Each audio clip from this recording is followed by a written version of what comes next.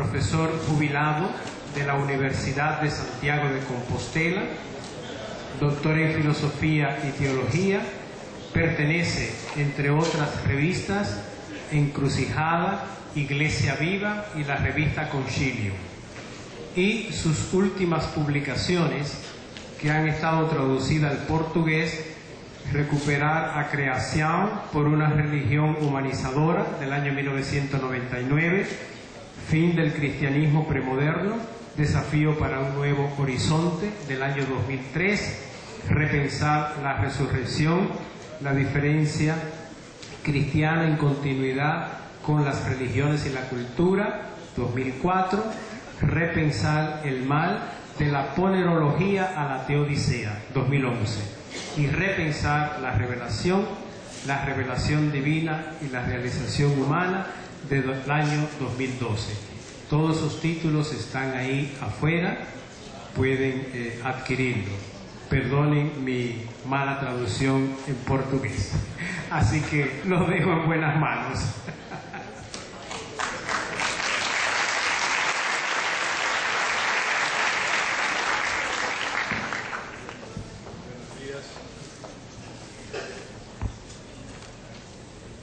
Buenos días, sí, yo estaba contemplando esto y de verdad decía yo, ¿dónde se puede estar ante un grupo de personas tan cálidas, tan idealistas, con tan buena voluntad para arreglar el mundo? Yo siempre digo, no es verdad. Este tipo de reuniones yo siempre he dicho que es lo más bonito que existe en la Tierra. Alguien hablaba ayer de dejar luces encendidas, pequeñas hogueras en el mundo, donde la gente pueda orientarse y pueda, incluso nosotros, sentirnos animados, porque realmente ver tanta gente con este ideal, con esta buena voluntad, es una maravilla y una maravilla del espíritu. No es la primera vez que estoy en el Brasil, por lo tanto ya no doy más explicaciones de lo contento que estoy aquí. Os voy a pedir un poquitín de esfuerzo intelectual, porque más bien voy a leer, aunque no voy a leer todo para que no sea pesado, y además hacerlo yo tiendo a ser un poco precipitado por el entusiasmo de las ideas, pero para leer más despacio y aclarar alguna cosa. Como ven, el título no es el mismo que está en el programa, tampoco es demasiado afortunado, pero quiere indicar mi intención de tratar de captar qué ha sucedido de verdad en el concilio, cuáles eran sus verdaderas intenciones, por qué ha sucedido y está sucediendo lo que sucede, y qué perspectivas nos abre, cuál es, me parece a mí, la tarea de la teología una vez que ha acontecido el concilio y que está entregado a toda esta. Y ven que el esquema, en las partes, voy a empezar hablando un poco de la prehistoria del concilio. Creo que no se puede entender el Vaticano II sin darse cuenta cabal, pensándolo un poco, a qué respondía y por qué era necesario y por qué causó tal impacto. Tenía que causarlo. Luego, intentar lo que llama ahí la estructura, es decir, qué se pretendía con el concilio, sobre todo qué pretendía el Papa Juan, pero todos aquellos que sintonizaron con su llamada. Y desde ahí comprender, pero cómo es posible que haya tantas y tan diversas maneras de entenderlo, hasta el punto de que puede llegarse a que unos nieguen lo que otros afirman, incluso a veces se niega la buena intención, que es algo que a mí nunca me gusta, la buena intención de los que piensan distinto.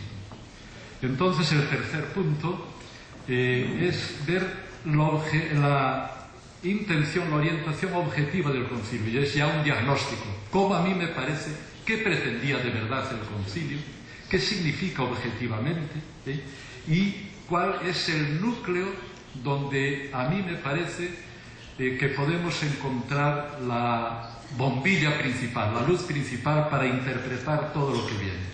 Y ya luego, a continuación, pues vienen aquellos temas de manera muy breve que a mí me parecen que son los que más se han abierto y que necesitamos pensar y repensar. Tengo que pedir perdón porque es claro que si digo lo que me parece, estoy diciendo también la teología que estoy haciendo.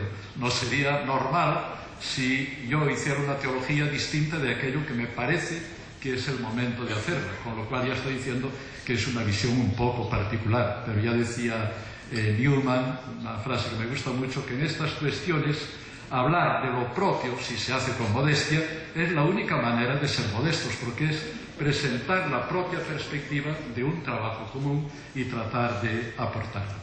Bien, entonces voy a empezar ya siguiendo el esquema para que estén orientados. La presentación sería esta. Los 50 años que han transcurrido desde la celebración del Vaticano II no han hecho más que confirmar la impresión general repetida en las anteriores conmemoraciones, 10, 20, 30, 40 años, y en el fondo estamos diciendo lo mismo. Esto es una cosa tremenda, pero es así. Se trata de un acontecimiento de importancia auténticamente epocal. Por eso su significado solo puede ser percibido mediante un encuadramiento de largo alcance. Detrás de él está toda una historia cargada de avances y retrocesos, de fracasos y de tensiones y de ilusiones. Delante se extiende un futuro abierto, lleno de posibilidades, pero también de amenazas e incertidumbres. En medio se encuentra el presente, como un campo de fuerzas en litigio, tensionado por concepciones contrapuestas, expuesto a opciones que pueden decidir rumbos muy distintos. Esta sensación de interregno se ha acentuado de manera casi dramática en los recientes decenios durante los últimos pontificados. No es extraño que haya curiosidad e incluso ansiedad en el ambiente general, como tampoco lo es que bajo la superficie y muchas veces por encima tenga lugar una lucha sorda pero dura de fuerzas que tienden a orientar su dinamismo en direcciones contrapuestas. Comprender, subrayado, comprender, constituye en estos casos el primer paso, tanto para una orientación fundamental como para una toma de postura mínimamente responsable. Intentarlo es el propósito de estas reflexiones en un esfuerzo que no se pretende imparcial, pero que tiene como única finalidad crear claridad y contribuir a un diálogo abierto, comunitario y responsable. Los antecedentes históricos, la restauración como falsa salida. Lo que clausuraba solemnemente el 8 de diciembre de 1965 no era tan solo el trabajo de 5 años tensos e intensos. Se trataba de la clausura oficial de toda una época histórica. Lo tomo a la letra esta. Época decisiva para la humanidad, pero que había visto una iglesia automarginada, pongo auto intelectualmente porque es marginada desde fuera y automarginada desde dentro, con tendencia a cerrarse en sí misma, excesivamente alejada del proceso general que renovaba desde el fondo la cultura y la sociedad.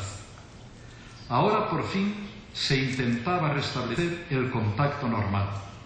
No por casualidad, la Constitución Gaudium et Spes, la Iglesia-Mundo, es decir, la que trataba de las relaciones Iglesia-Mundo, acabó convirtiéndose en central para muchas personas, tanto creyentes como no creyentes, y acaparó el interés más vivo. Importa insistir en que afirmar esto no constituye un diagnóstico hiperbólico para llamar la atención o suscitar polémica. Pretende ser exacto y enfatizar mínimamente un hecho cuya trascendencia no es fácil de exagerar, porque revela muy hondamente la situación de la Iglesia en la modernidad, de suerte que sus consecuencias inmediatas, la amplitud de su recepción y el modo de gestionar su herencia están marcando muy decisivamente el futuro de la religión en el mundo. No sería este el lugar de intentar una demostración histórica, pero vale la pena que probemos siquiera insinuarlo. Para mayor claridad conviene distinguir una doble escala. La primera, de arco amplio, va del Renacimiento al modernismo, y la segunda, más corta, del modernismo para acá. Pero no voy a cansarles leyendo todo esto. Lo que quiere decir es que realmente la Iglesia estuvo, si lo miramos, al frente de la cultura, creando universidades, llevando todo adelante, más o menos hasta el Renacimiento. Y ahí hubo gente lúcida que pensó que podía seguir, ha habido ahí un cristianismo humanista, pensad en un Moro, en un Vives, en el mismo Erasmo, que realmente si lo que ellos estaban intentando se hubiese hecho, primero se hubiera evitado la reforma protestante, y creo que la Iglesia estaría en sintonía, ya no podría llevar allá la cultura, porque afortunadamente la cultura se ha hecho demasiado plural y demasiado amplia, pero podía estar al ritmo de la cultura. Pero a partir de ese momento la Iglesia perdió el paso cultural. La reforma fue un intento, pero creó demasiada tensión interna, e incluso hoy los problemas de la reforma, cuando se ven desde la perspectiva actual, son claramente problemas de familia, que no son problemas que respondían de verdad a lo que estaba apareciendo en la cultura. Pero vimos que la Iglesia no supo hacer esto, se puso en contra de la cultura. Ahí influyó la inercia normal de la institución, las tendencias del poder de querer seguir mandando en la cultura, y recordad lo que sucedió en el siglo XIX, pues una oposición directa, pensad en el Síbalabus, a la modernidad, a la democracia, a la libertad, etcétera, etcétera. Eso realmente no era toda la Iglesia, porque dentro había gente que pensaba. Y de hecho, a pesar de esa cerrazón tremenda que de alguna manera culmina en el Vaticano I, la gente inquieta no aceptaba a los teólogos, los creyentes, porque había mucha gente también laica preocupada, e intentaban renovar. Y de hecho, a comienzo del siglo XX, la explosión de todo aquello que estaba reprimido fue enorme, que la bautizaron desde fuera negativamente como modernismo. Y hoy no podemos. Yo recuerdo cuando hice mi tesis en teología sobre la evolución del dogma, tuve que estudiar mucho, porque además el autor que yo estudiaba, Amor Rival, era de ese tiempo, pues toda la crisis modernista. No podemos imaginarnos la represión brutal que se ejerció contra los modernistas. Bastaba que alguien dijese que un profesor decía doctrinas así, que sin la mínima comprobación le expulsaban de la cátedra, le excomulgaban y le echaban al borde de la Iglesia, a veces a pasar hambre. La represión fue realmente brutal. Pero, naturalmente, como no se dejó el diálogo, los problemas estaban ahí. Y se reconoce que como problemas siguen siendo en gran parte los que tenemos hoy. Y, por suerte, la teología no se resignó, pero tenía que estar un poco a escondidas, digamos. Lo que yo llamo es un poco un ataque colateral.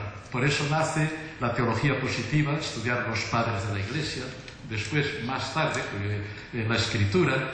Es decir, que era una manera de presentar una alternativa a la teología oficial tremendamente abstracta, escolástica, pero de manera indirecta, porque nadie podía negarle a un autor el derecho de decir lo que pensaba San Irineo o San Agustín de determinados problemas. Y poco a poco, animados por los protestantes, ahí ya con más cuidado, pero también lo que decía la Biblia.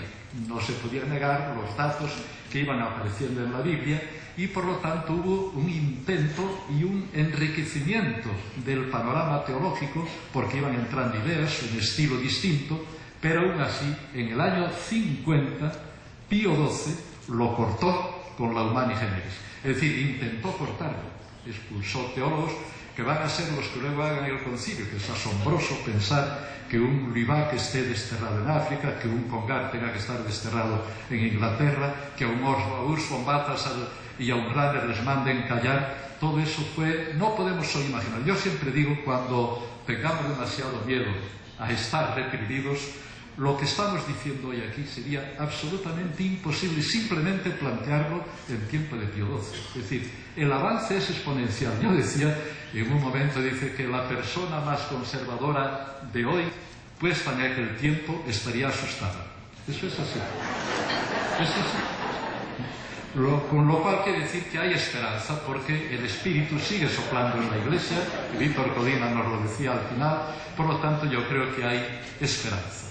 Y entonces, esto es lo que para mí explica el concilio, porque por fin, de manera oficial, gracias a un Papa, si tuviera tiempo, ayer lo comentaba con amigos, yo diría que en el momento en que Juan XXIII llegó a la convicción de convocar el concilio fue una auténtica revelación, pero no lo explico ahora aquí, pero algún día escribiré de ese tema, porque me impresiona mucho. Pero quiere decir que eso es lo que explica la intención, lo que llamo aquí la estructura subjetiva del acontecimiento conciliar. La apuesta fundamental.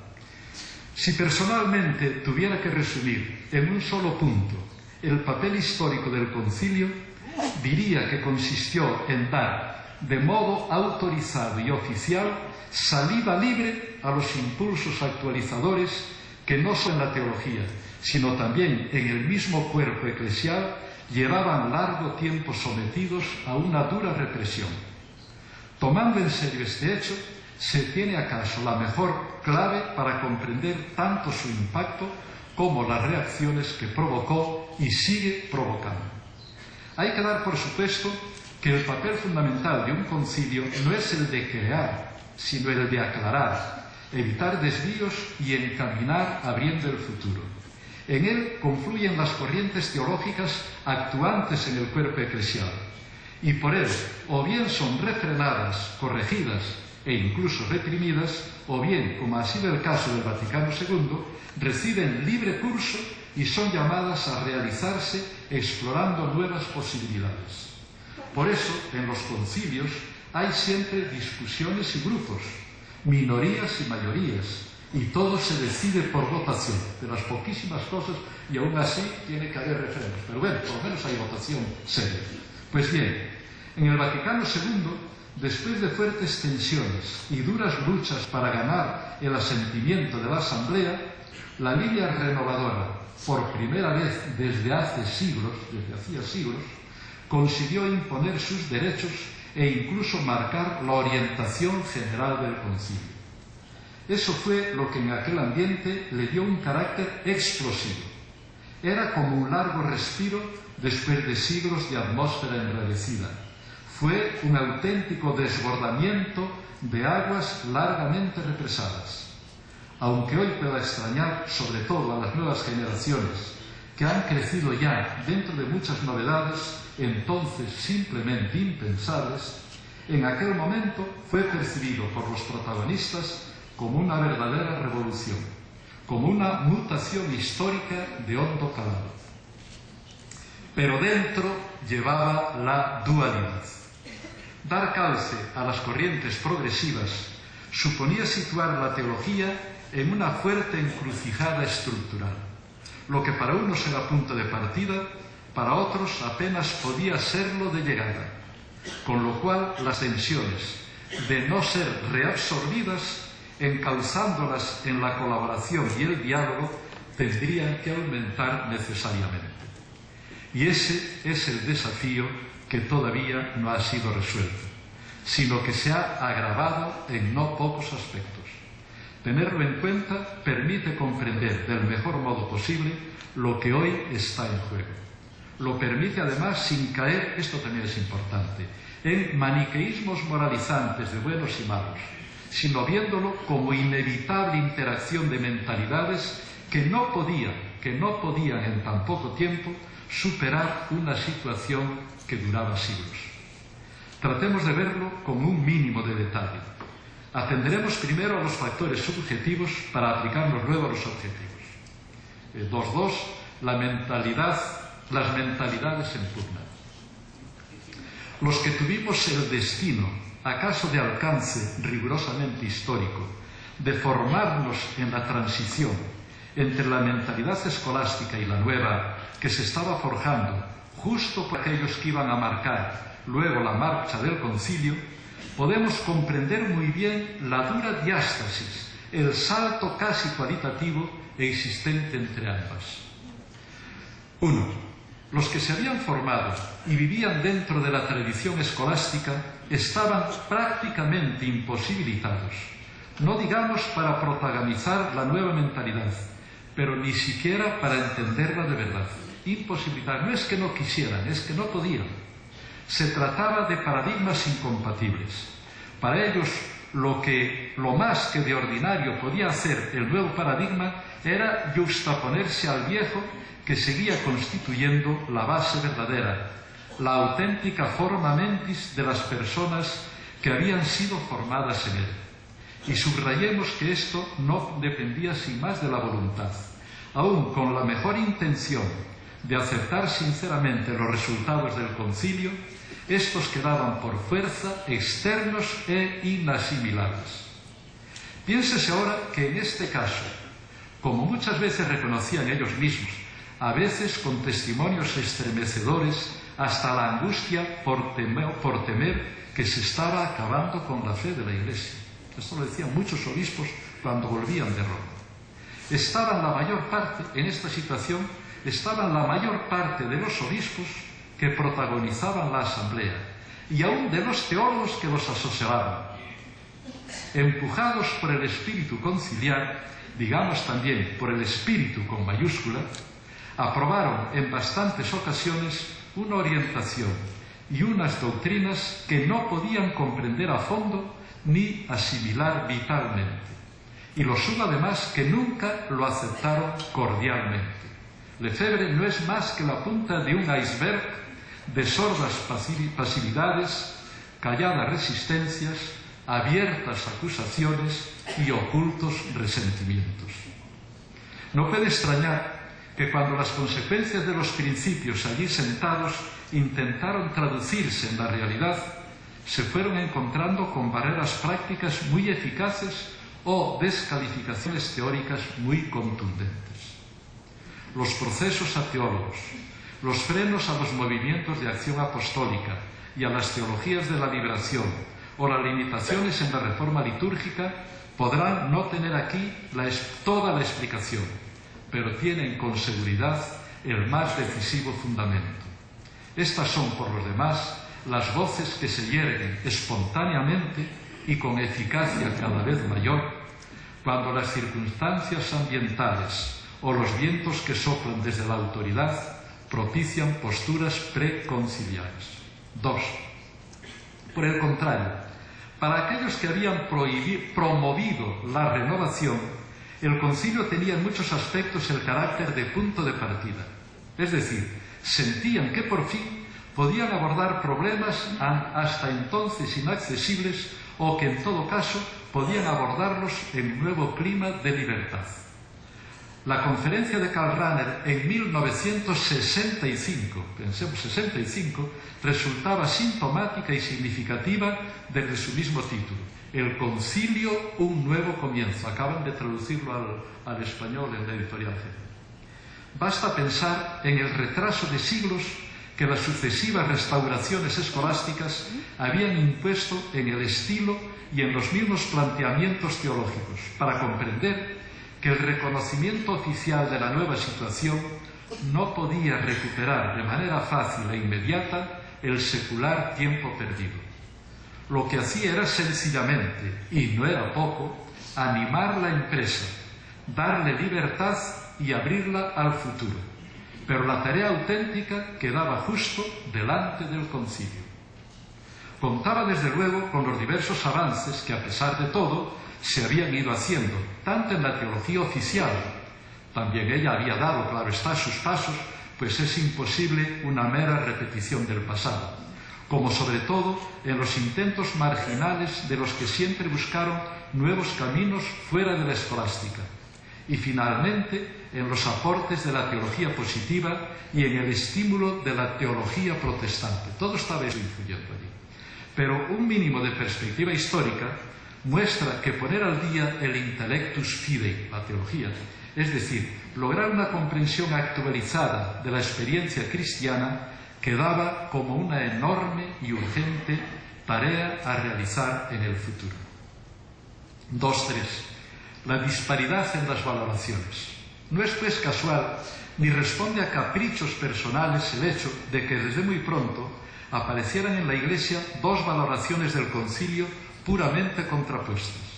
Tal contraposición tiene mucho de una forzosidad histórica. Si lo que para unos era punto de llegada, prácticamente inasimilable y que incluso podía provocar angustia por la magnitud de la fe, para otros era el ansiado punto de partida, que lanzaba a recuperar con urgencia e incluso con ansiedad apostólica el mucho tiempo perdido. Esto se sintió ya en las cercanías del acontecimiento, Hoy es una evidencia social. La diferencia está en que la mayor perspectiva histórica permite una comprensión más clara, que debería eliminar el apasionamiento en el juicio y promover la responsabilidad de una cooperación fraternal. Con todo, esto es importante, me parece a mí, para entender la situación, conviene afinar todavía el análisis. La contraposición polar, hasta aquí analizada, constituye el esquema de fondo, pero entre los extremos de esta polaridad existían y existen posturas intermedias que hacen más compleja la situación y pueden oscurecer el diagnóstico. Está ante todo el hecho de las asimilaciones a medias, acaso las de mayor extensión. En ellas la mezcla de paradigmas, mentalidad antigua y mentalidad moderna coexistiendo en la misma cabeza. La evolución desigual. Se puede ser abierto en unas cosas y conservador en otras. O más sencillamente, el no poseer un conocimiento suficiente de la situación produce de manera inevitable algún tipo de desorientación y perplejidad. Situación que no se reduce a los fieles, sino que alcanza también en buena medida a los pastores y formadores de la fe comunitaria. Muchos de los profesores y teólogos, teóricamente encargados de la actualización, permanecemos nosotros mismos sumergidos en la antigua problemática o debatiéndonos en las ambigüedades de la transición, cosa inevitable porque la teología verdaderamente futura todavía no está hecha. Nadie puede estar ya perfectamente orientado en lo que va a ser la teología. Finalmente, resulta también significativo el hecho de que entre los mismos protagonistas creadores del concilio, algunos ya no lograron acompañar después el proceso. Por diversos motivos, edad, talante, situación, no quisieron o no pudieron ir ya más allá de lo que durante su esfuerzo renovador habían logrado aportar. Esto para mí es una cosa tremendamente sintomática. Resulta por lo demás muy humano sentir confianza cuando es uno mismo quien lleva el proceso y ceder al temor cuando son ya otros, de ordinario más jóvenes, los encargados del avance. Por citar algunos de los más notorios, casos como el de Henri de Lubac, de Hans Urs von Balthasar o del mismo Joseph Ratzinger tienen seguramente por aquí su mejor explicación.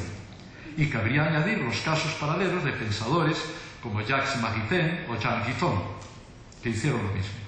Sin negar que en algunos casos puede intervenir el demasiado humano afán de control y el resentimiento en las posturas conservadoras, o la agresividad y el protagonismo en las posturas progresistas, resulta claro que en estos dinamismos culturales y biográficos,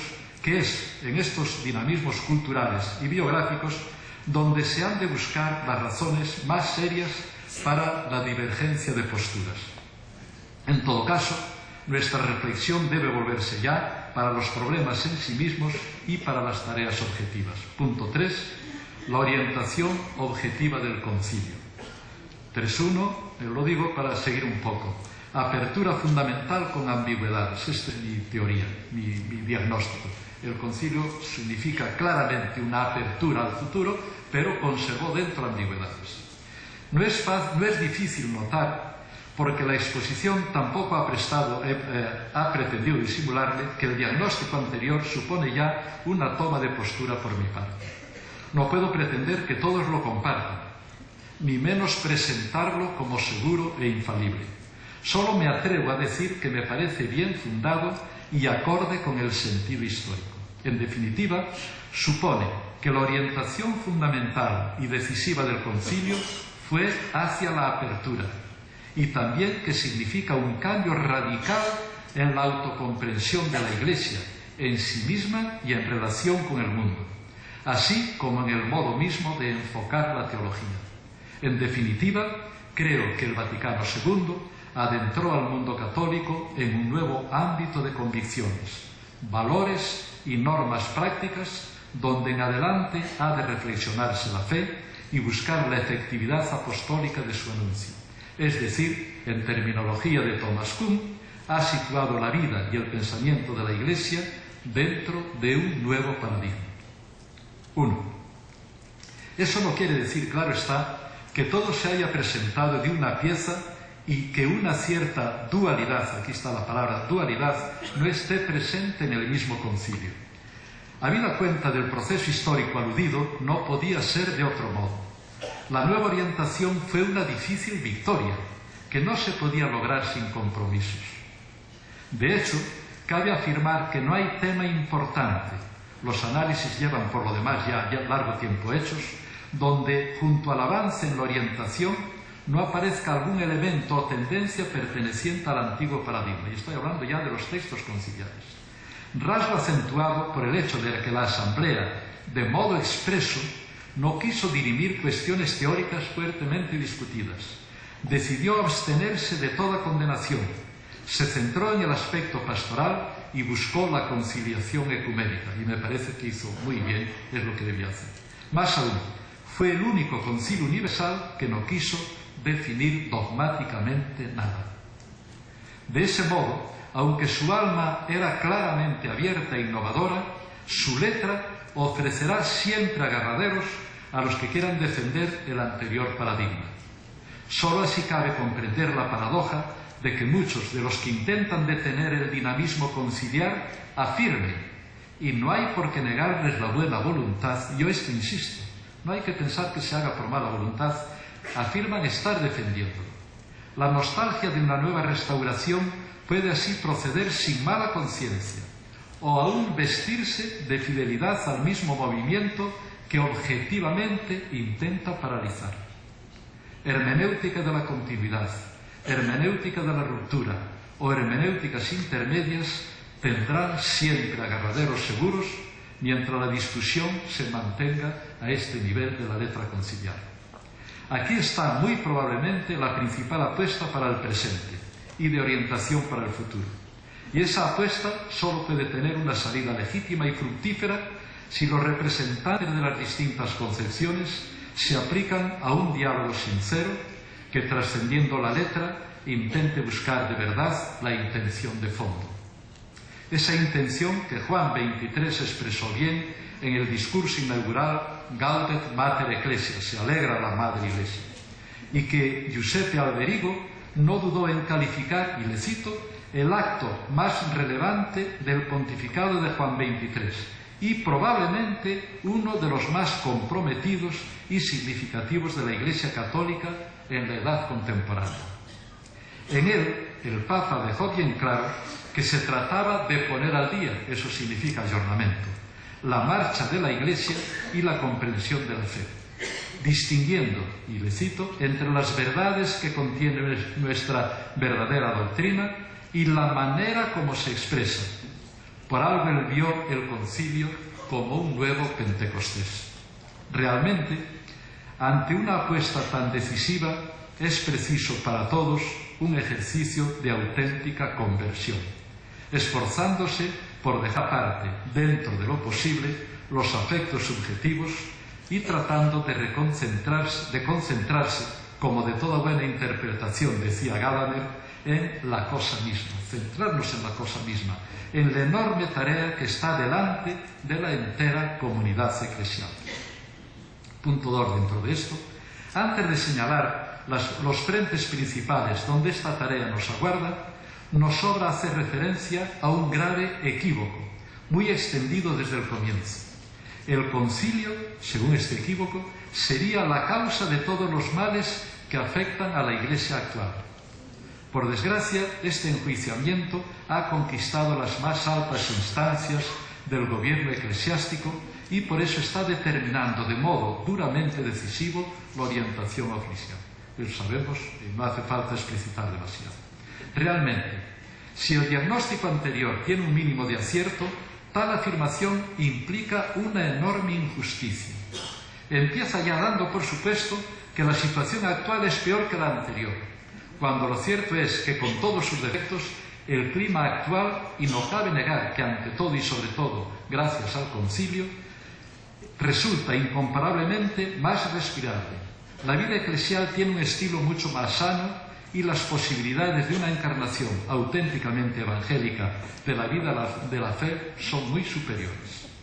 En segundo lugar, este tipo de diagnóstico no solo incurre en el fácil sofisma de confundir las causas con los efectos, post hoc ergo propter, después de esto, luego por culpa de esto, sino que contribuye al desconcierto, convirtiéndose en profecía que se autocumple.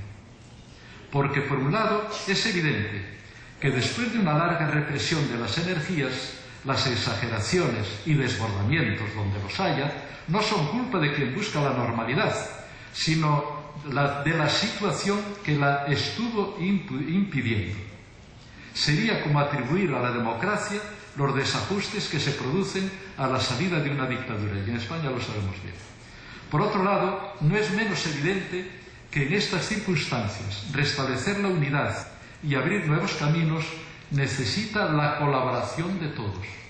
Abstenerse, o lo que es peor, obstaculizar o prohibir los intentos de renovación agrava la situación y hace mucho más difícil el equilibrio. Está causando aquello de lo mismo que acusa a la renovación. Bien, 3.2. La autonomía creatural como núcleo irradiante del Vaticano II. Aquí sí que doy mi diagnóstico. No, si no es acertado, creo que mi teología se me viene abajo toda, pero espero que sea acertado. En situación tan compleja y controvertida, resulta indispensable, sin algún punto de vista, que permita un mínimo de organización para ir unificando las perspectivas e integrando los esfuerzos. Mircea Eliade insistía en que para interpretar de manera viva y coherente una religión es preciso descubrir el centro irradiante que funda y explica sus diversas manifestaciones. Tal sucede, por ejemplo, en el budismo con la experiencia del sufrimiento y la búsqueda de su superación. Creo que en el concilio, luego diré la que me parece el núcleo irradiante para el cristianismo. Ahora hablo del concilio. Creo que en el concilio, en la Gaudium et Spes número 36, nos ha facilitado las cosas, porque él mismo proclama un texto que apunta con extraña energía y solemnidad en la dirección justa, la autonomía de lo creado. Sabe que ahí se han producido graves equipos y fuertes resistencias. No hablaba sin darse cuenta de que estaba tocando un punto neurálgico. Le leo. Muchos de nuestros contemporáneos parecen temer que por una excesivamente estrecha vinculación entre la actividad humana y la religión sufra trabas la autonomía del hombre, de la sociedad o de la ciencia. Aparece la palabra autonomía. Y luego, no por eso se frena, sino que usa palabras enormemente solemnes. No voy a leer todo el parágrafo, pero voy a leer el comienzo. Si por autonomía de la realidad se quiere decir que las cosas creadas y la sociedad misma, fijémonos que es todo, las cosas creadas, el mundo de la física, de lo físico, y la sociedad misma, gozan de propias leyes y valores, que el hombre, que yo traduciría que la persona humana, ha de descubrir, emplear y ordenar poco a poco, es absolutamente legítima esta exigencia de autonomía, absolutamente legítima. No es sólo que la reclamen imperiosamente los hombres de nuestro tiempo, es que además responde a la voluntad del Creador. Luego nos dirá, con tal de que no la separemos naturalmente del Creador, la autonomía. Pero fijémonos, palabras más solemnes no creo que se puedan decir, ni más contundentes. Sí, tendría que ser leyendo el párrafo, pero ya prefiero para avanzar. Contra las afirmaciones de optimismo ingenuo, muchas veces injustificadas, por parte de esta Constitución, el Concilio señala con claridad el punto neurálgico donde es preciso situar con cuidado la justa articulación teológica de la nueva situación. Pero, aquí es donde pone el caveat que dicen los ingleses, la caución.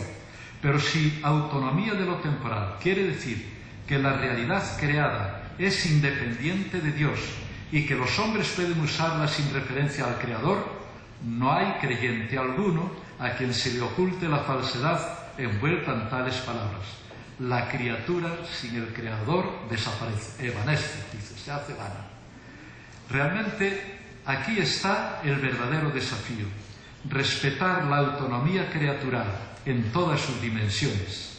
Nótese que el concilio dice claramente, como subrayado, las cosas creadas y la sociedad humana, todo, sin lesionar la trascendencia divina. Pero por eso mismo también se abren aquí los más eficaces caminos de la solución.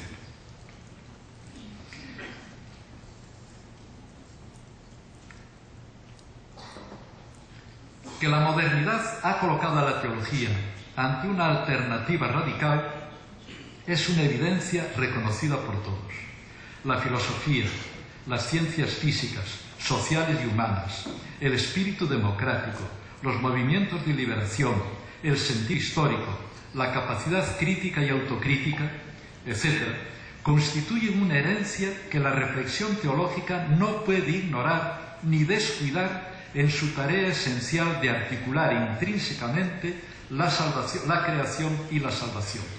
En ella se contienen aspectos fundamentales que suponen un avance indiscutible e irreversible en la cultura humana. Esto es muy importante, que a veces a mí se me ha acusado de que si me entrego a la modernidad, no. Yo digo, en la modernidad hay aspectos, y en este caso sancionado por el concilio, que son un avance irrenunciable para la humanidad como tal. Hegel advirtió con toda razón que una fe que se oponga a ellos ha proclamado ya su derrota. Y Kant lo había advertido antes con especial energía en el prólogo a la segunda edición de La Razón Crítica. No se trata, claro está, de ignorar la advertencia paulina, acomodándose ingenuamente a la figura de este mundo, sino de estricta fidelidad a una palabra que exige ser viva y actuante en cada tiempo, en cada cultura y en cada lugar. Lo que urge es hacer lo posible por acogerla críticamente, teniendo ciertamente en cuenta tanto sus exigencias, y esto lo decía ya el Papa Juan, como sus desviaciones, aprendiendo a leer lo que hay en ella, estoy hablando de la modernidad, de auténtica e irrenunciable profecía externa que la lleve a la Iglesia a un redescubrimiento más fecundo de las propias raíces evangélicas. Me atrevo a pensar que frente a esta tarea radical son derivadas y aún secundarias todas las demás cuestiones, porque en definitiva consisten en encontrar el modo justo de interpretarlas y de vivirlas.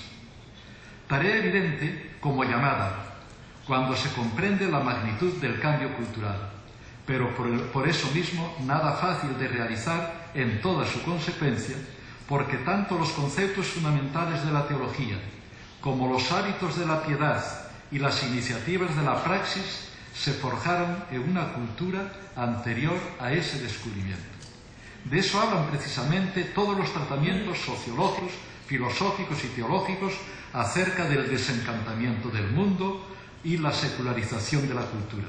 En todos ellos late la conciencia de que si no se reinterpretan debidamente, aquellos hábitos, iniciativas y conceptos resultan ineficaces para afrontar los interrogantes y los desafíos de la nueva situación. Rudolf Bultmann lo expresó con gráfica crudeza. No se puede usar la luz eléctrica y el aparato de radio o emplear en la enfermedad los modernos medios clínicos y medicinales y al mismo tiempo creer en el mundo de espíritus y milagros del Nuevo Testamento.